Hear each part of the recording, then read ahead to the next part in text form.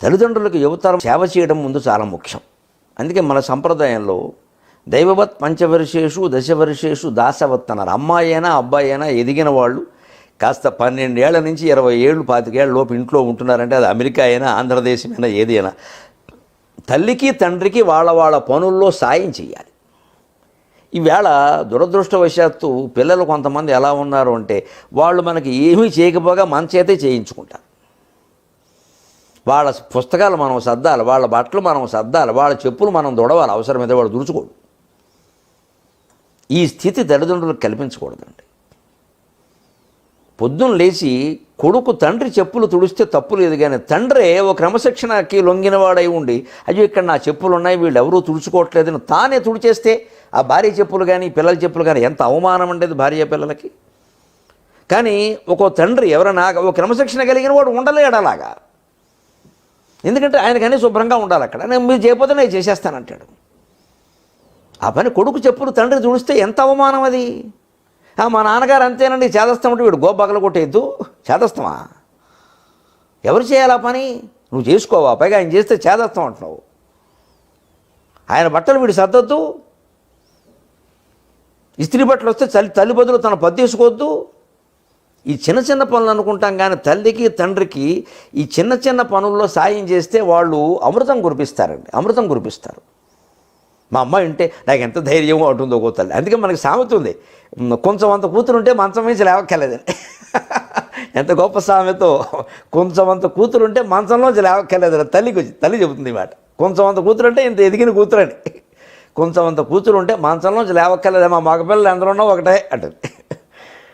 అంటే ఏమిటి? తల్లి చేస్తున్న పనులు ఇవి ఆడాళ్ళు చేసే పనులు కదా, మన ఇంట్లో అమ్మమ్మ చేసే మేము చేయాలి కదా, తక్కనే దగ్గరకు వచ్చేస్తుంది. కొంచెం అంత కూర్చుంటే మంచంలోంచి లేవక్కర్లేదు. ఈ సేవ ద్వారా తల్లిదండ్రుల ఆశీర్వచనాలు లభిస్తాయి. తల్లిదండ్రుల ఆశీర్వచనాన్ని ఎప్పుడు దయచేసి తక్కువ అంచనా వేయకండి. ఏదో వీళ్ళు తపస్సంపన్నులు కాదు, మన దృష్టిలో తపస్సంపన్నులు ఎవరంటే మేము ఆధ్యాత్మిక ప్రవచనాలు చేస్తూ ఉంటామే, మేము ఎవరికి అందరి దృష్టిలో మేము దైవాంశ సంభూతులమే. అందరూ సంబంధం లేని వాళ్ళు కూడా మా ఇంటికి శుభలేఖ పట్టుకొచ్చి మీరు చెయ్యేయండి ఏటమ్మా చేసేది కాలేసి ఇది పని లేక. ఈ సెంటిమెంట్లు పెంచడం నాకు చాలా చికాకండి. ఇది బాబు నీకు నాకు సంబంధం లేదు, నువ్వు నాకు మేనత్త కొడుకు కాదు మేనమావ కూతురు కాదు, నువ్వు వెళ్ళిపో, నీ శుభలేఖ మీద చేసే పని నాకేం లేదు ఇక్కడ. వీడు తండ్రిని అడగడండి, తల్లిని అడగడండి, అమ్మమ్మని అడగడం, మా అమ్మని అడగడం, నన్ను అడుగుతాడండి. ఎందుకంటే నేను దైవాంశ సంభూతాను, ఎందుకంటే ప్రవచనాలు చెప్తున్నాడు కదా. ఇంట్లో వాళ్ళని మనం గౌరవించాం, బయట టీవీల్లో కనిపించే వాళ్ళని, స్టేజీల మీద కనిపించే వాళ్ళని, ఇమేజ్ ఉన్న వాళ్ళని గౌరవిస్తాం. ముందు ఇంట్లో కదా తల్లి ఆశీస్సులు, తండ్రి ఆశీస్సులు, తాతగారు ఆశీస్సులు, మామగారు ఆశీస్సులు కంటే నీకు సినిమా యాక్టర్ల ఆశీస్సులు ముఖ్యమా?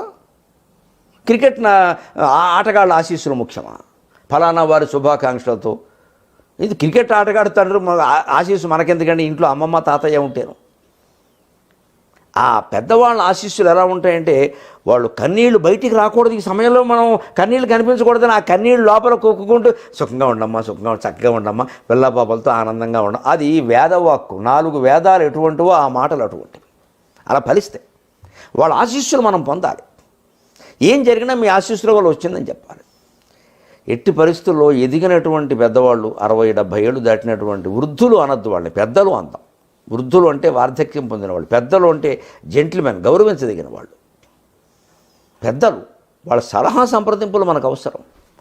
ఒక్కటేదైనా జీవితంలో చిన్న క్లేశం వచ్చి భార్యాభర్తల మధ్యలో గొడవేనా, పిల్లలతో గొడవేనా, ఆస్తిపాస్తులు గొడవేనా, ఉద్యోగంలో గొడవేనా, రిటైర్ అయిన తండ్రితో ఒక్క మాట చెబితే నాకు 30 years back I faced the same problem అని ఇంగ్లీషులో మొదలెట్టు ఆయన చక్కని సలహా ఇస్తాడు.